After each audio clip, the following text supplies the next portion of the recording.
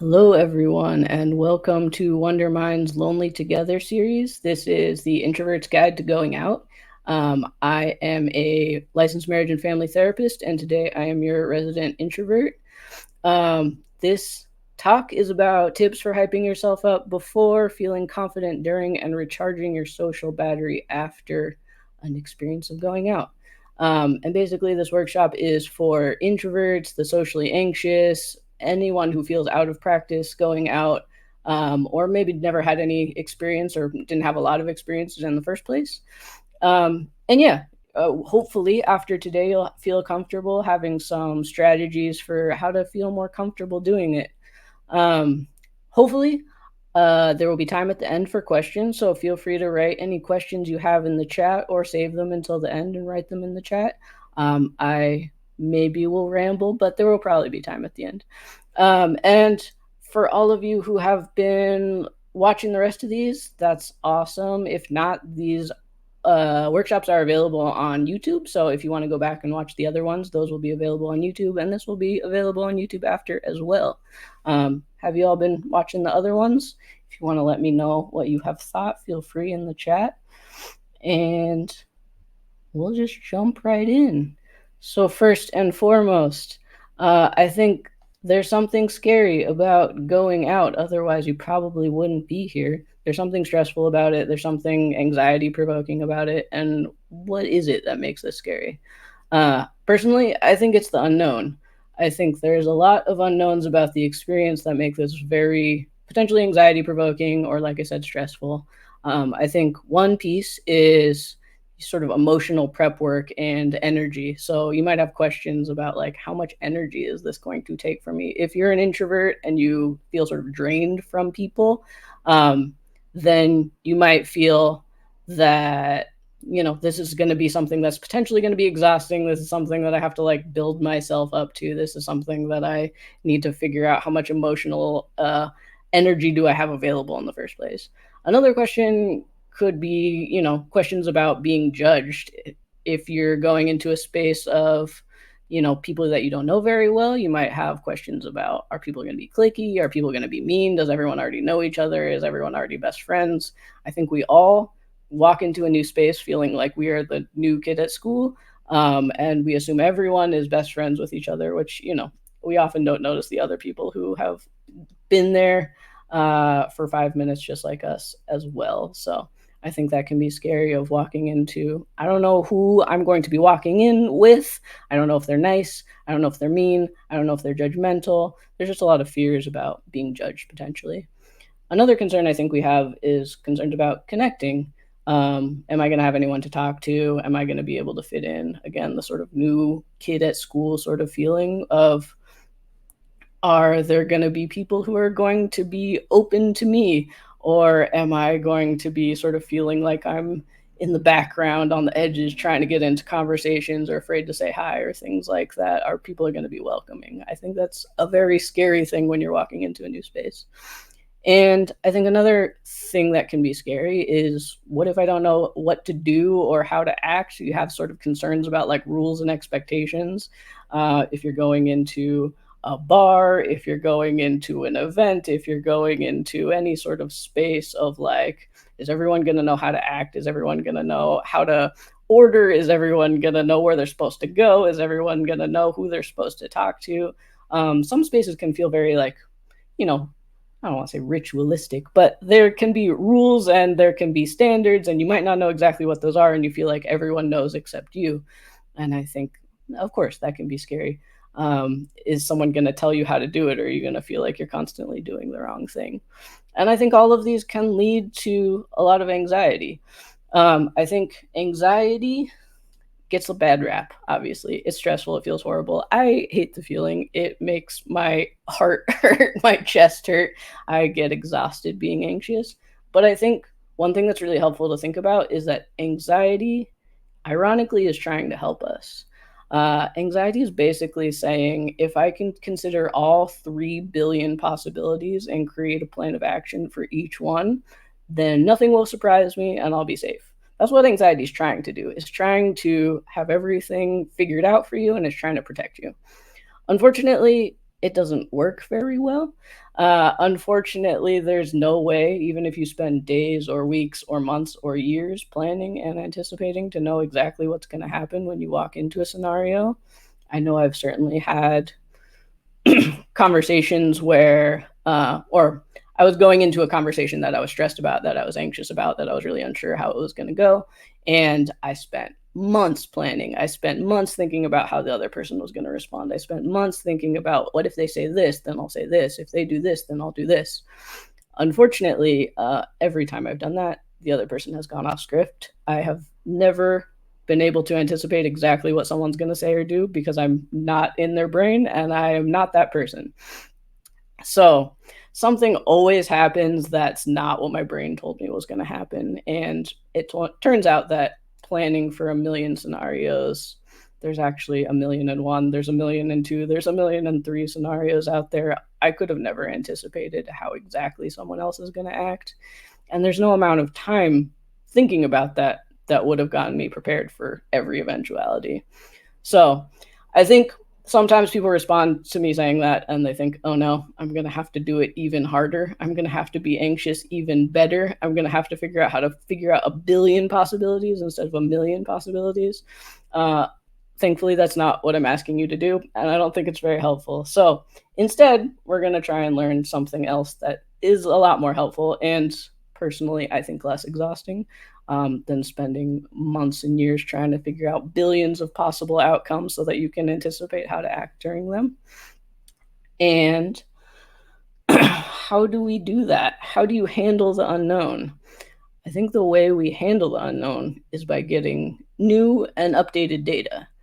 So if we don't have the ways to answer the questions that we had, all of those things I mentioned earlier of like, how are people going to act? Are people going to be nice? Are people going to be cliquey? Like, what am I supposed to do?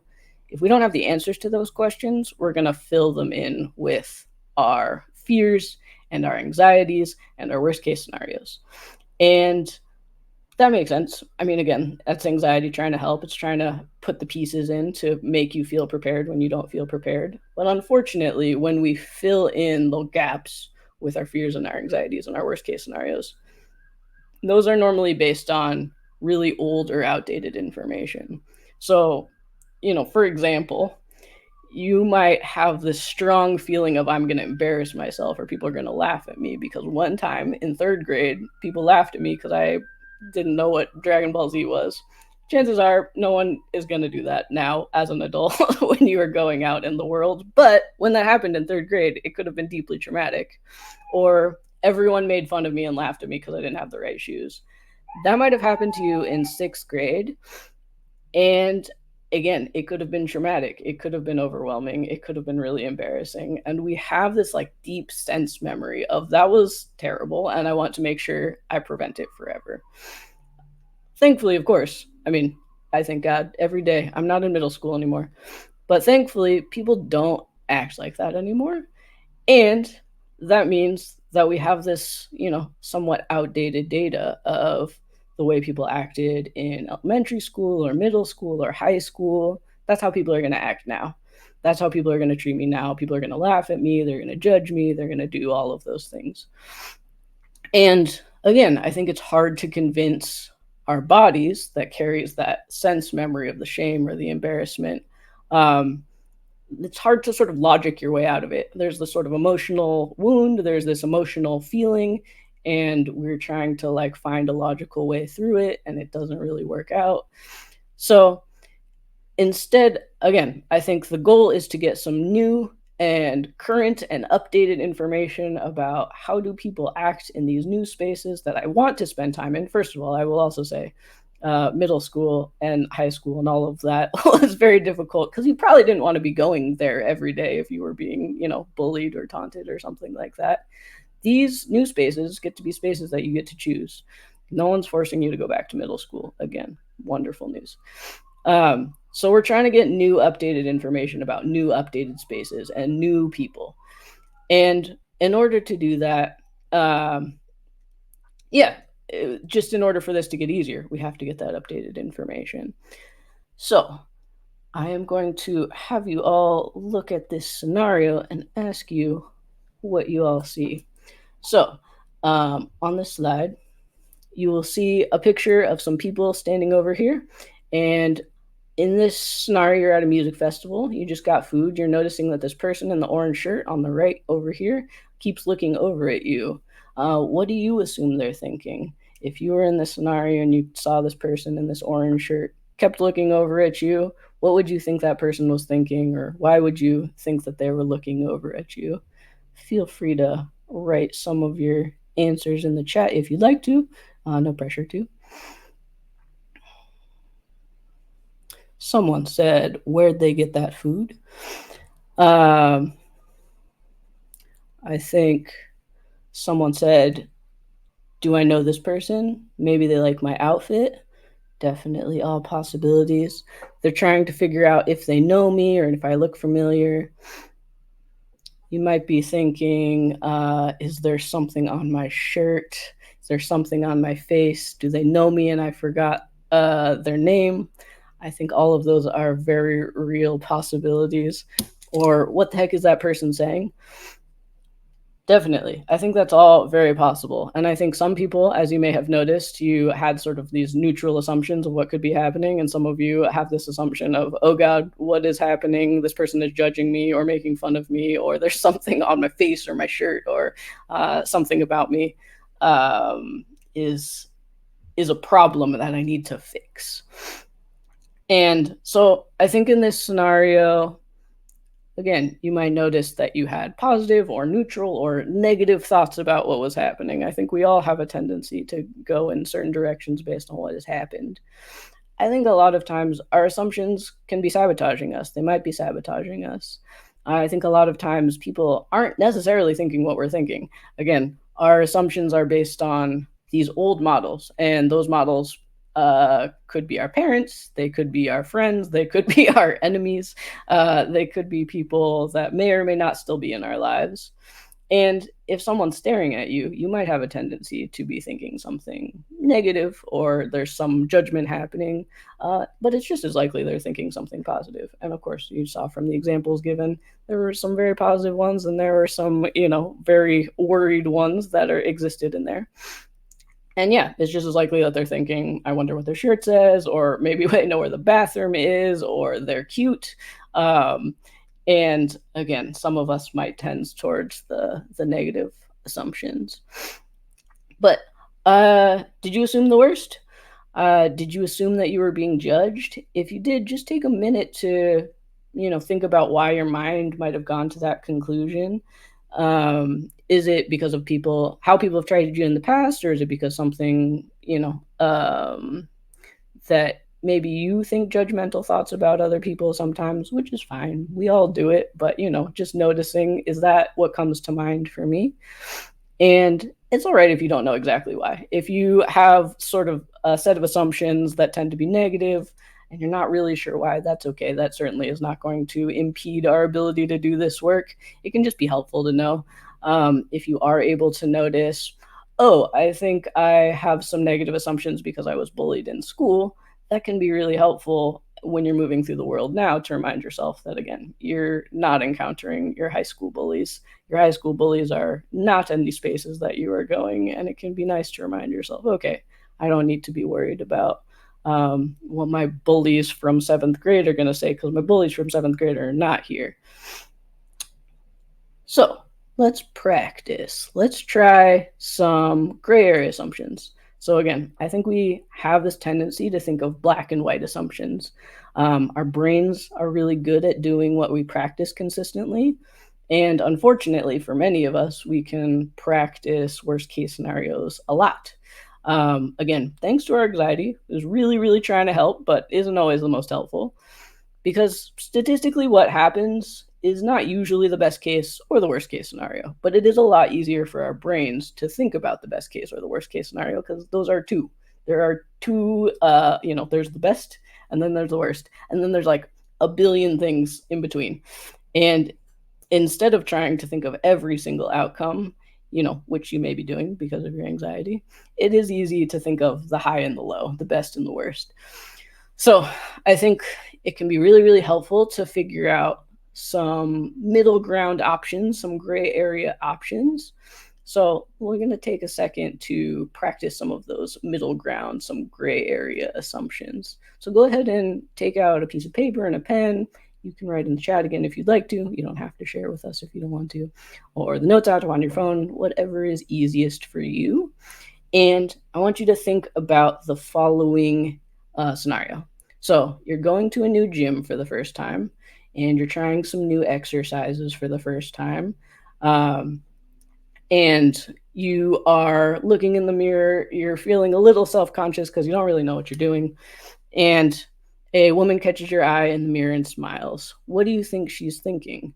If you want, go ahead and type some of those assumptions in the chat.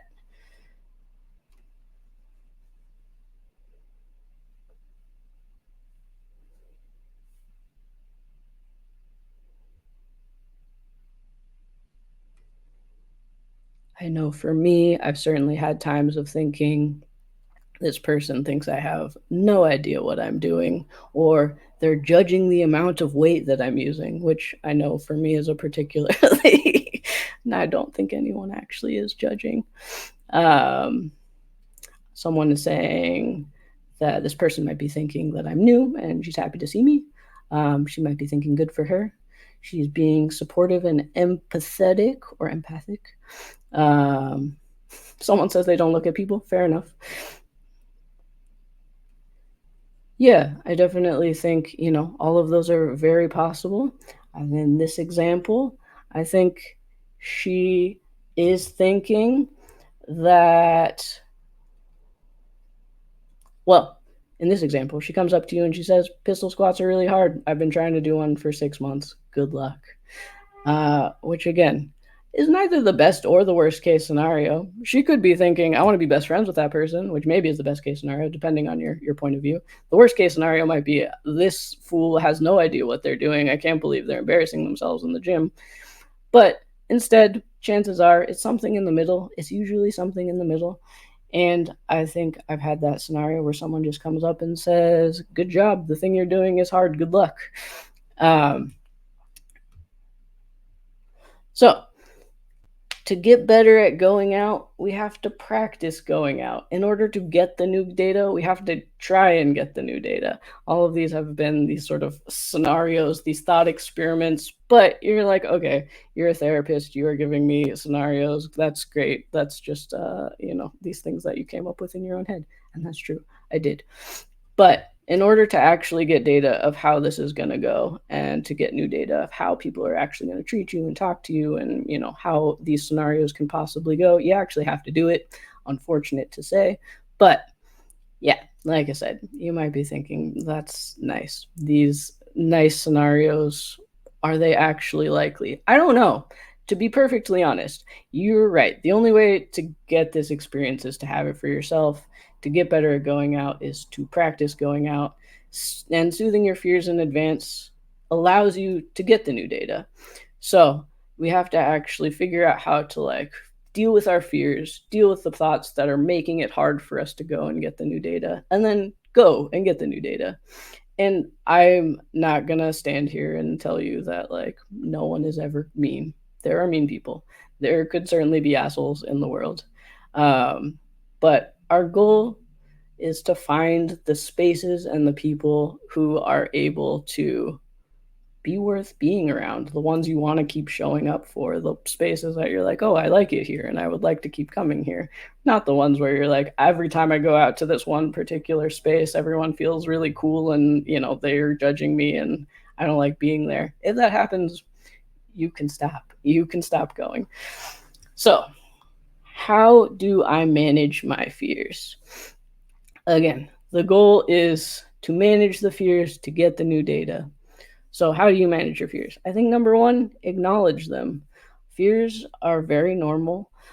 Don't try and tell yourself they're not real. Don't try and tell yourself that you're not feeling it. If you feel anxious or you feel fear or you feel worried, just start out with, I want to go out to this event and I'm worried about it. I feel stressed. I feel worried. I feel unsure. I feel like I have a lot of unknowns and I don't know what to do about it. Just start with acknowledging them.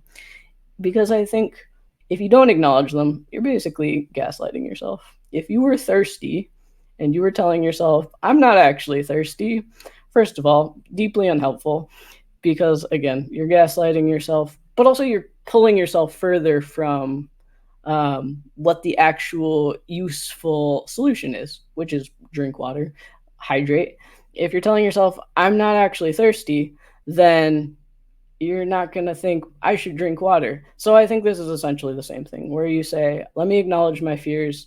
And then, if you're like, I'm afraid because I don't know how people are going to treat me, you can say, okay, great. Then I'm going to acknowledge that I feel that way. And then I'm going to go find out how people are going to treat me. I'm going to go find out if people are nice. And if they are nice, cool. I get to keep going back. It's worth it. And if they're not, then I get to be like, great, that wasn't the space for me. Those aren't the people that I want to hang out with. And you have that information. But first, in order to do any of that, you have to acknowledge that you have the fear. Second, have small, attainable goals and give yourself permission to leave. I think that is huge. I think people make really, really big goals, and that can make things very hard from the start. So, and this happens with like New Year's resolutions where people are like, I'm going to go to the gym every single day. I am going to make sure I cook all of my own meals, even though I was eating out, 5 times a week.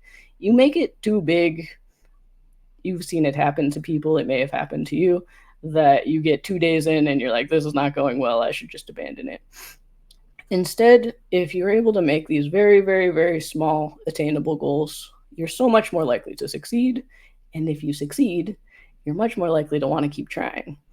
So I think making a small, attainable goal is if you're like, there's this game night at this game store that I want to check out, but I'm scared. I don't know who's going to be there. I'm not sure if I'm going to like it, any of that stuff.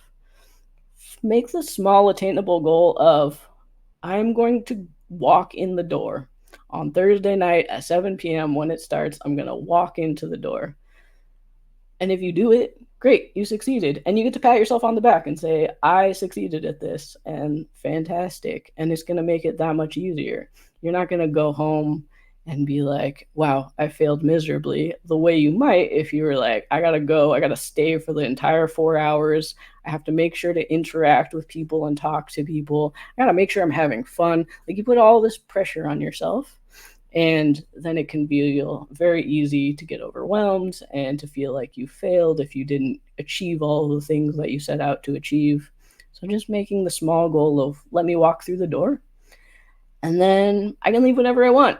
And maybe you stay for 2 minutes, maybe you stay for 5 minutes, maybe you stay for 10 minutes, maybe you stay for an hour. But if the goal is to get through the door and you get through the door, it's going to make it that much easier to show up the next time. Maybe stay a little bit longer, maybe do a little bit more, maybe talk to more people, or any people if you didn't the first time, however that works. And then again, the last part of that advice is always give yourself permission to leave. Don't make yourself feel like you have, are obligated to suffer through anything. Don't make it so you feel like you're having a bad time and you're like, well, I told myself I'll stay for 2 hours, so I'm just going to miserably sit in the corner and sit for 2 hours, and then you leave and like, what do you feel like you achieved? So let yourself leave. Go in with the goal of I can leave whenever I want. Allow that to be a goal. Allow it to be an achievable outcome. And again, I think it just makes it so much easier and you're going to feel so much more freedom. And another thing that I think is very helpful is remember your why. What are you trying to gain from this experience?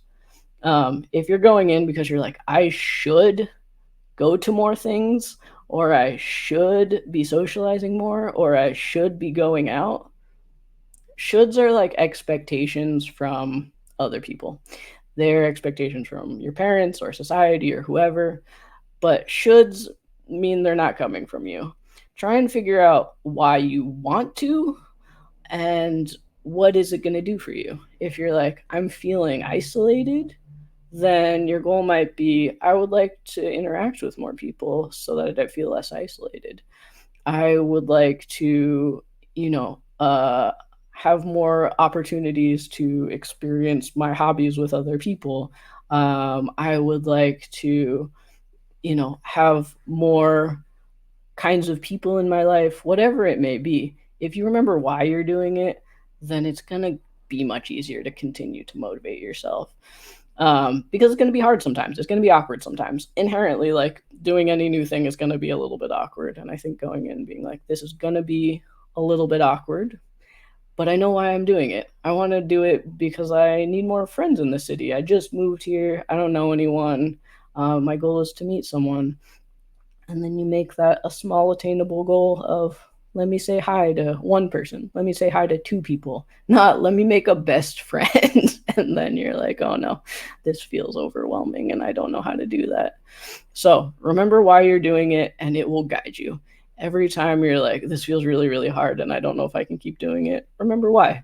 And again, you're allowed to leave at any time. You're allowed to, take a break. You're allowed to stop and go home and try another day, another week, whatever.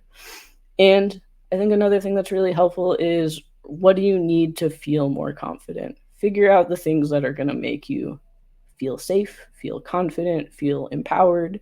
If that's, taking someone with you, if you have a friend who can hang out with you while you're exploring a new space, great. You have an outfit that you feel really confident in, wear it. Do you know that you just need some like fidget toy or something to hold in your hand so that you can feel like you have something to do when times get awkward? Fantastic, bring it with you. If you are someone who doesn't drink alcohol and you're going to a space where, people may be drinking alcohol, maybe just like having a, soda or something that you can hold so you feel comfortable in the space. If you feel like you have, safety concerns or concerns about your health or things, wearing a mask, anything that's going to make you feel like a little bit easier, a little bit safer, a little bit more confident, do whatever that is. And that can be a tiny, tiny little thing. Or it can just be something that, you feel empowered with. And whatever that is, it's going to be different for you than it is for another person. But go in thinking about what is going to make me feel the most empowered in the space. I know someone in the chat just put go with an extrovert. And I think if that's an opportunity, if you have that ability, fantastic.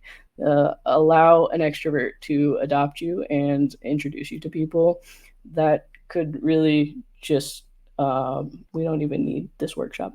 If you got that, you're great. And I think the last thing that's very, very important is what recharges you. So you did all this work, you hyped yourself up, you got yourself ready to go. You're like, okay, this is why I'm going to do it. This is what I need to do to feel confident. I have acknowledged all my fears. I am starting to, address them. Then I went out and I had a new experience. Maybe it went good, maybe it went bad, maybe it was fine. You were like, it was a little awkward, but it was okay. And then you come back and you need to stop and take a second to acknowledge that you did a hard thing. Again, if you're here for whatever reason, this feels a little hard, this feels a little stressful, I am saying all of these things as a fellow introvert, as a person who is also feeling a little anxious speaking to you right now. So, again, allow yourself the process of coming down, taking care of yourself, giving yourself the things that you need in order to feel sustained afterwards. So, again, start with allowing yourself to be like, I did a great job. I did the thing I set out to do. I went out and I tried. And that's great. And figure out what the things that make you feel recharged are. So it might be, cuddling a pet or playing a video game or cooking, sleeping. I know napping is a huge one for me. I think it's underrated. Drawing, getting a giant burrito and eating it, whatever it is for you. And I think it's really important to not skip this step, because this is going to be what recharges you and allows you to try again. And getting better at going out is a skill, and it's going to take more than one time to feel like you're totally comfortable with it. So again, I apologize for the sort of exercise related metaphors, but I think in the same way that you want to sort of warm up and practice and cool down, the same is true here. Like, allow your body to get slowly built up, to the thing that might feel stressful or anxiety producing, and then allow yourself to cool down, take care of yourself, give yourself all the things that make you feel good and safe.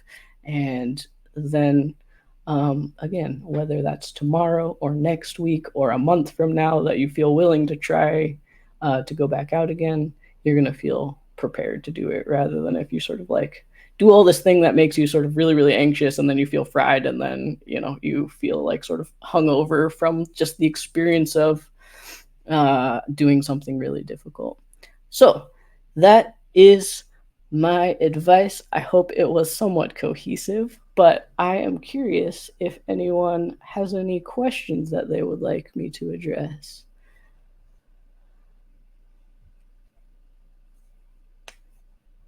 Someone has asked, how do you handle a spouse who guilt/shames you for wanting to leave early?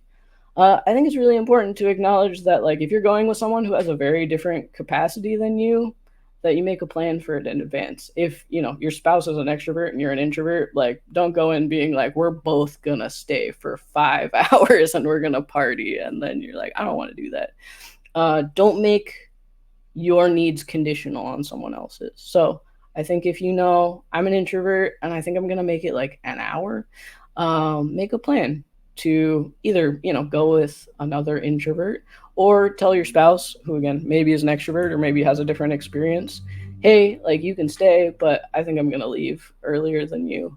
And just make sure you figure that out. Because again, if you feel like one of you either has to leave earlier than they want to, or one of you has to leave later than you want to, potentially going to bring up some resentment or feelings of, people are just not having the experience that they want to be having in that scenario. So I think make a plan and try and come up with some options in advance. If it feels okay that both of you are willing to leave at the same time or whatever, make a signal and figure out how you're going to communicate that to each other. Or again, just be like, we're different people. We have different capacities. We can leave at different times, or we can go with different people, or we can, you can go out and I'm going to stay home. Like, all of that is definitely an option. Another question is, how can I get the energy to socialize? Since it's not a priority for me, I have a hard time getting energy to do it. Again, I think figuring out what about it is useful or meaningful to you. You might just be a person who doesn't need or want it as much as another person, and that's totally fine. There's nothing like objectively correct about like you should be going out this number of times per week or something like that. But if you're noticing, okay, I haven't been out in a week or a few weeks and I'm feeling the need to do it, what are you feeling the need for? Is it having some connection with people? Is it feeling isolated and you'd like to feel less isolated? Just figure out why. And if you don't have an answer for why, and it's like I should go out, then maybe that's just like, again, a societal pressure. If you're like, I want it because I feel isolated, then I think it's easier to remember. And again, figuring out something that's going to meet that need. So you're like, okay, I feel like I'm missing connection. You're probably not going to go out to like a big event where you feel sort of anonymous and you're not going to feel like you have the ability to talk with someone. Like, maybe you're not going to go to a rave. Maybe like going out and meeting a friend for coffee is more your vibe, and that's totally fine. But I think figuring out, why am I doing this? Remembering why I'm doing it. Like, what is this need that needs to be met? And how do I get that need met? And I think that makes it a lot easier. And it also like helps you figure out what kind of capacity do you actually have. And again, if you're like, I would like to meet a friend for coffee and it will be, 45 minutes or an hour, it's a lot easier to build yourself up to that. Someone asked, any tips for calming anxiety right after going out if you're tempted to cancel because of your social anxiety? Yeah, again, I think first, acknowledge it. Go in knowing that you're a person who has social anxiety. You don't have to be like, I'm never anxious, because then you're going to be like, why do I feel so bad? You're sort of gaslighting yourself. I think allow yourself to know that you're a socially anxious person and start there. And again, I think figuring out the things that can help you feel confident. If you have someone you can go with, if you have another anxious friend, if you have another person who's like, I would like to go out more, but I'm struggling to do it, like you can be each other's support system. And again, don't make it like a punishment. If you make it a punishment, none of this is going to be fun. None of this is going to be motivating. None of this is going to make you want to try again. Um, so I think again, having those sort of small goals where you're like, I can leave at any point I want. I have all the things that are going to help me feel as confident as possible, and I've acknowledged that I'm a socially anxious person.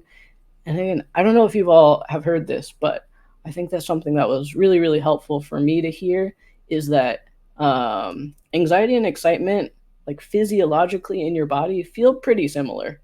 Your heart might be beating fast, you might feel sort of hot, you might feel sort of jittery. Like a lot of the physical things that are happening in your body are pretty much the same.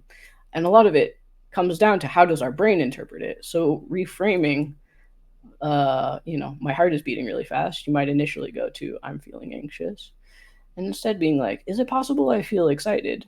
And I'm not saying like try and, again, not, don't gaslight yourself. Don't try and convince yourself of something that is not the case. But if you're able to be like, is it possible that I just feel some excitement, some stress?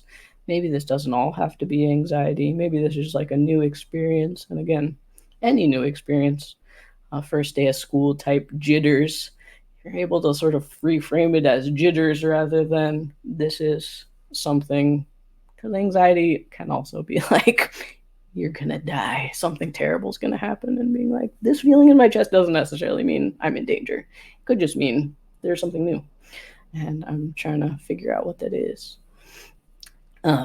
Someone asked, how would you mention you want to leave without being rude? I guess it depends on the scenario. Again, I think if you're like at a rave, you just leave. No one cares.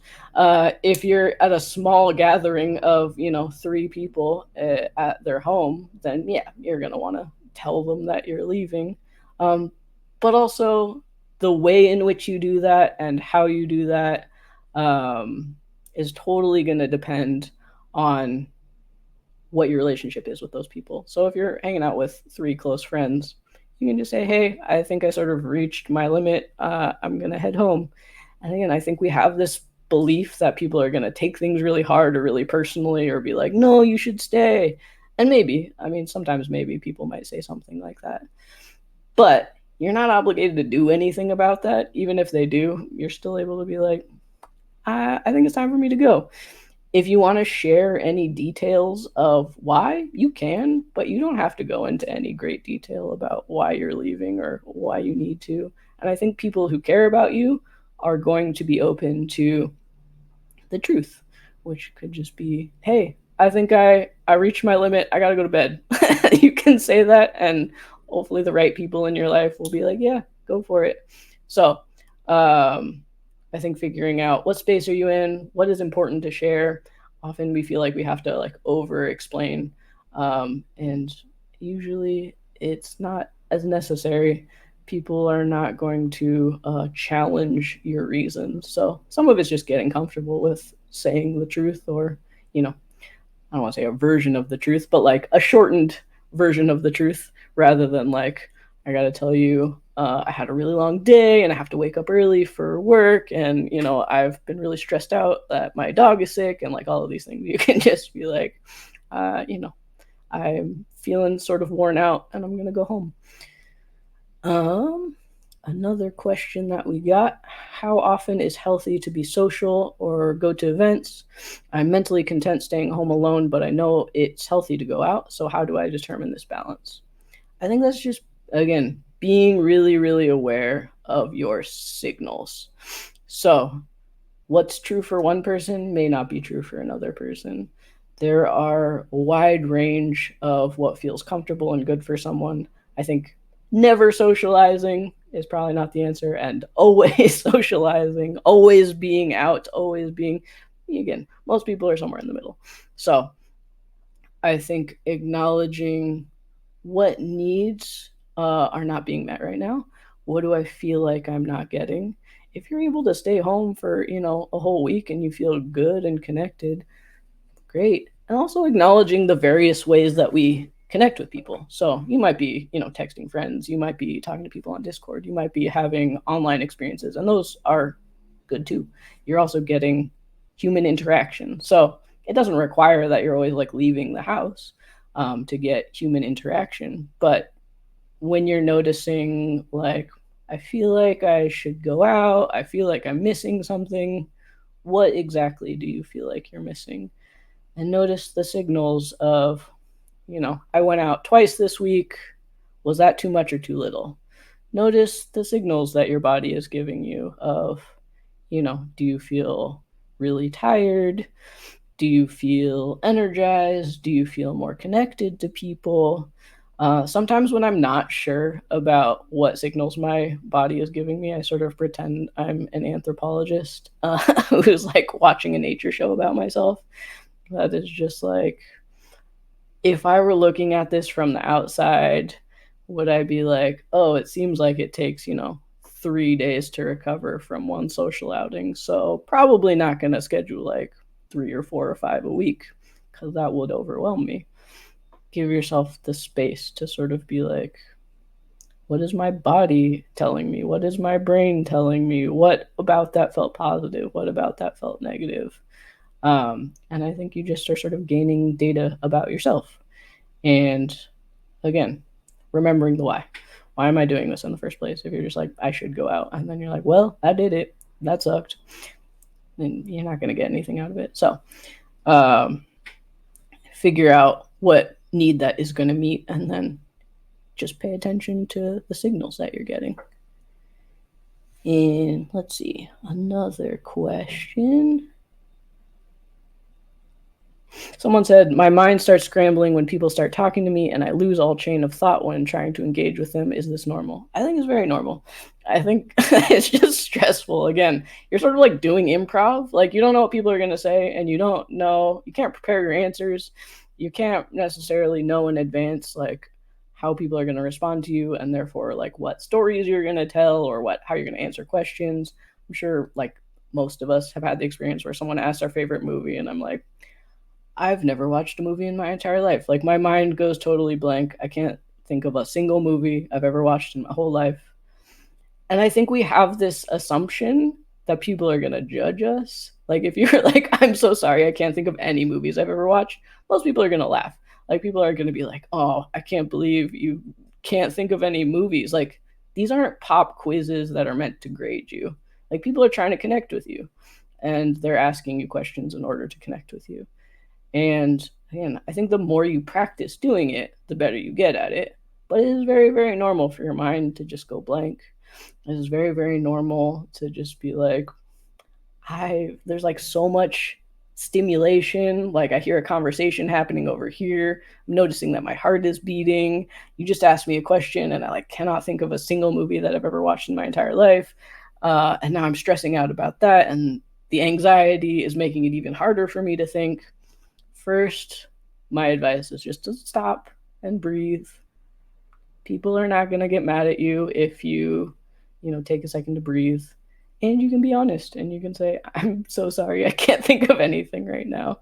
And usually people are trying to like maintain that people feel comfortable. People are not going to stop and point and laugh at you. They're probably going to take the conversation in another direction. Or if you're in a space where there's a lot of people, they might ask the question to another person. They might, direct the conversation somewhere else while you gather your thoughts. So yeah, it's totally, totally fair to be honest and just let people know. And it's okay. It's very normal. I think it's very, very normal. Let's see. Do you have any tips for dealing with the physical symptoms of social anxiety that can make it even harder to be social? For example, stomach issues. Yeah. I mean, again, I think sometimes that can be our body just trying to tell us that we're anxious. Like, I think a lot of times when we ignore what our brain's trying to tell us, then our body starts trying to tell us things. Like, our body is sort of just being like, hey, pay attention. Like, you're anxious and I need you to notice that. So sometimes if you've been really repressing your thoughts or just been struggling to identify your thoughts or your emotions, I think that can start to like move into your body. um, and there was a time in my life where every emotion I had was nausea. Like I couldn't identify any emotion, and therefore it all felt like a horrible feeling in my stomach. And it took me a really long time to be like, am I angry? Am I nervous? Am I upset? Am I stressed? Um, because every feeling was my stomach feels bad. So I think first just acknowledging that might just be how your body is trying to communicate certain things to you. And you don't have to push it. Like, you don't have to make yourself just be like, this makes me feel sick. Like, I think being able to do, let me do a little bit so I get a little bit more comfortable. And let me do a little bit more and I get a little bit more comfortable. And a little bit more so I get a little bit more comfortable. Don't like dive into the deep end, because that's probably just going to make your body feel bad. That's probably going to overwhelm your system. It's going to overwhelm your capacity. So just starting with the little things and building up slowly. And then again, doing the stuff to take care of yourself. And some of that might be emotional, some of that might be sort of self-care type things.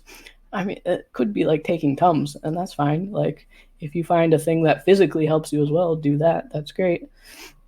And obviously, if you feel like that's something that you're really struggling with or nothing's working at all, talking to your doctor and seeing potentially are anti-anxiety meds or something like that going to be helpful, because those can be the things that sort of address the physical symptoms, so that you can then go out and be like, great, I don't feel like I'm going to throw up. So now I can actually start to, have conversations with people, which allows it to get easier and easier to have conversations with people. If, your body is, in some sense is sabotaging your ability to try, or your ability to like build up slowly, then it's possible you maybe just need a little bit more help. And there's nothing wrong with that. So I think first, noticing your body might be giving you signals about your emotions and your feelings and your thoughts. And is there a way to slowly get more comfortable? And again, if it feels like it's too big or overwhelming or not manageable, it's totally fair to talk to your doctor and see if there's something that might be helpful there. All right. I think that is a lot of the questions that we have. So I really appreciate you all coming. I hope you all got something out of this. I know this is a big subject, so, just fitting as much as possible into this amount of time. But thank you so much for watching, and feel free to go back and watch the other Lonely Together workshops that are available on YouTube. So thank you very much.